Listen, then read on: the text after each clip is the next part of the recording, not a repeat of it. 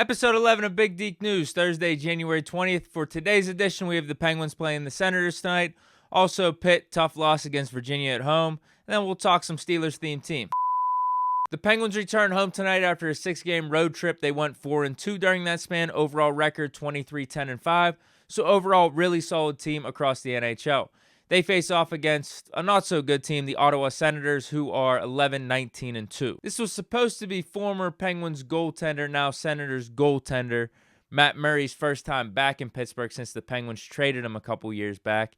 But he's going to be officially out in this game due to an illness not COVID-related. At the time, there were obvious reasons to doubt what the Penguins were doing with the trade because Matt Murray was a 2-time Stanley Cup champion for the Penguins. And even though he wasn't playing as good as he was earlier in his career, there's still something to be said for winning and knowing how to close the deal. So they decided to not give him the long-term contract and instead go with a more unproven guy but was showing flashes in Tristan Jarry. So I thought with this game it'd be a good time to go over both of their careers since the trade happened. Murray's numbers with the Senators are 12 wins, 19 losses, and 1 tie, an .893 save percentage, and a 3.38 goals against average. Whereas with Jarry, 44 wins, 16 losses, 7 ties, a .917 save percentage, a 2.45 goals against, and made the All-Star team this year. So far, it's looking like a no-brainer. Granted, Murray obviously has the worst team around him, but at the end of the day, I'm sure he's doing fine. 2-time Stanley Cup champion, got his bag from the contract from the Senators, probably living the life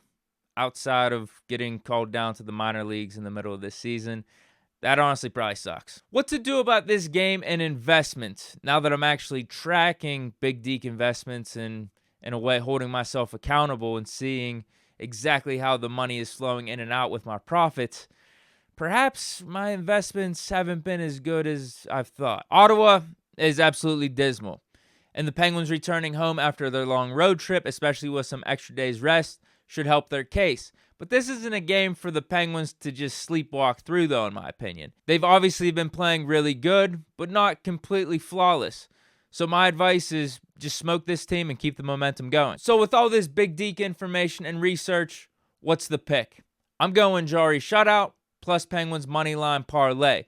Jarry's been playing awesome, plus Ottawa sucks.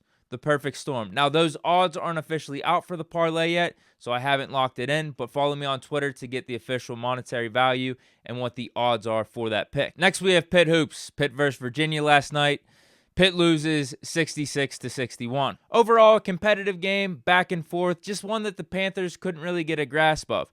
They would close the gap on the lead, usually by 1 or 2 points, but then Virginia would just go right back up by 5 or 6. And then there was a point in the second half where UVA went up by 10, and it looked like that was the dagger, and it was over. But Pitt did eventually close it to 3 with a minute left, but then 2 missed layups officially did them in, and no money line win for Big Deke Investments, and no cover for those that took the points. Hughley added to his recent solid play by contributing 23 points and looking like a prime DeJuan Blair in the process with some of the post moves.